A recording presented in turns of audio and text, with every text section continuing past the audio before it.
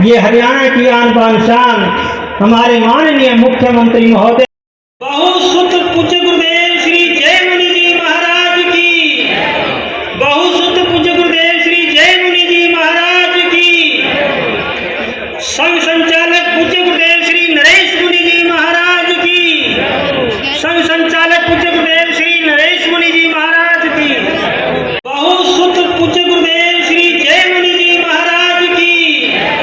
पढ़ने के ऊपर थोड़ी मदद कर दी, इसके अलावा कुछ नहीं। हमने अपने यहाँ जो भी समाज का ऐसा वर्ग है, अंत्योदय की भावना से बड़ी बड़ी योजनाएं बनाई है। परिवार पहचान पत्र नाम से हरियाणा के अंदर 72 लाख परिवारों का डाटा हमने इकट्ठा किया, जिसमें लगभग 30 लाख परिवार बीपीएल की रेखा से नीचे आते हैं।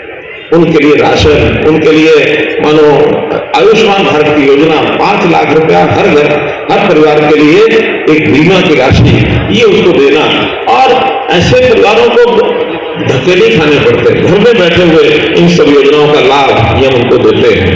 तो मैं तो अंत में कहूंगा कि समाज के प्रेरक हमारे संत समाज इनको इस बात का श्रेय जाता है कि हम सबको एक स्थान पर इस प्रकार से एकत्र करके तो सोई समाज से योगदान लेकर के करते थे।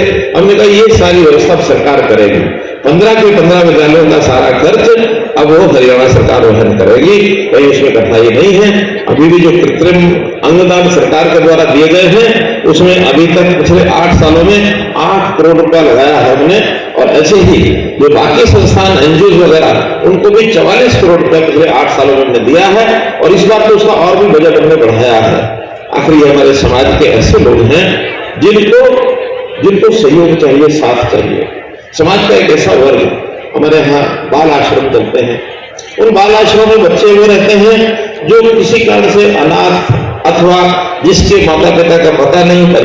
देखिए, आज यहाँ भारत विकास परिषद और जैन समाज एक मिलाजुला कार्यक्रम, और उसमें भी जो हमारे दिव्यांग बंधु हैं उनके लिए जो कृत्रिम अंग वितरण का एक कार्यक्रम किया गया है। मैं वास्तव में इस कार्यक्रम की बहुत सराहना करता हूं, क्योंकि समाज सेवा के इस प्रकार के काम यदि संस्थाएं आकर के करती हैं तो हमारे जो देश भर में करोड़ों बंधु ऐसे हैं जिनकी ये सब आवश्यकताएं होती हैं, उनको पूरा करते रहेंगे। तो इसके लिए उनको भी मुख्य धारा में आकर के जीवन जीने का अवसर मिलेगा। सर, प्रदेश में गेहूं की खरीद को लेकर किसान नाराज है, खरीद नहीं हो रही, तो उस पर क्या कहना सर? देखिए, अभी तो गेहूं चूँकि वर्षा के कारण से और ओलावृष्टि के कारण से काफ़ी खराब हुआ था, उसके बाद उसकी पकाई भी जो है वो देरी से हुई है। वास्तव में तो हम तो 25 तारीख से खरीद करने के लिए तैयार हैं, लेकिन आज तक भी गेहूं अभी पूरा आ नहीं रहा। जो आ भी रहा है उसमें भी नमी ज़्यादा है, और नमी वाला गेहूं खरीदना यानी आगे चल करके उस गेहूं को खराब करने वाली बात है। तो एक पैरामीटर्स हैं गेहूं के बने हुए, उसमें नमी तो जैसे तय किया है वैसे ही होगी, लेकिन हाँ उसमें जो लस्टर लॉस है या उसके अंदर जो ब्रोकन जो दाना होता है उसमें छूट दी गई है, और उसके हिसाब से अब खरीदा जा रहा है। कहीं कोई कठिनाई नहीं आ रही है। अभी तो 2 दिन हुए गेहूं को आते हुए, कहीं भी मंडियों में ज़्यादा गेहूं नहीं आया है, लेकिन जहाँ जहाँ आ गया है उसको मॉइस्चर को चेक करके उसको सब खरीदा जा रहा है। गिरदावरी को लेकर क्या कहेंगे सर? जिस तरीके से फसलें खराब थी उसको लेकर क्या है? गिरदावरी के लिए स्पेशल गिरदावरी के आदेश दिए थे, बाद में फिर उसके बाद भी वर्षा हो गई और बहुत सी फसल का नुकसान हुआ है, कुछ फसल बिछ भी गई है।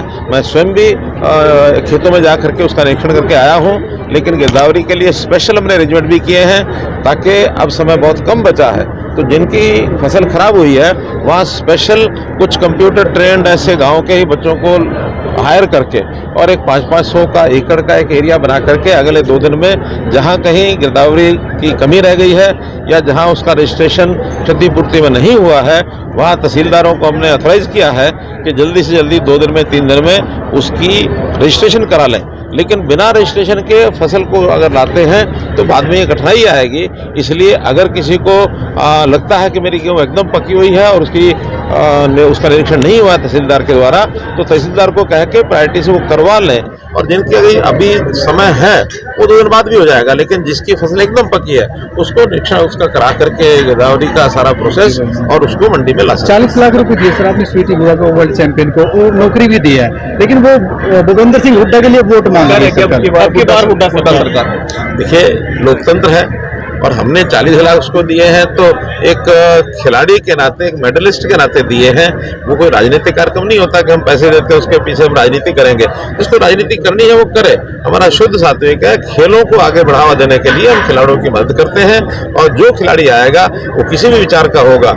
ऐसा नहीं है कि कांग्रेस का खिलाड़ी आएगा उसकी मदद नहीं होगी और बीजेपी वाले की होगी, सबकी मदद होगी।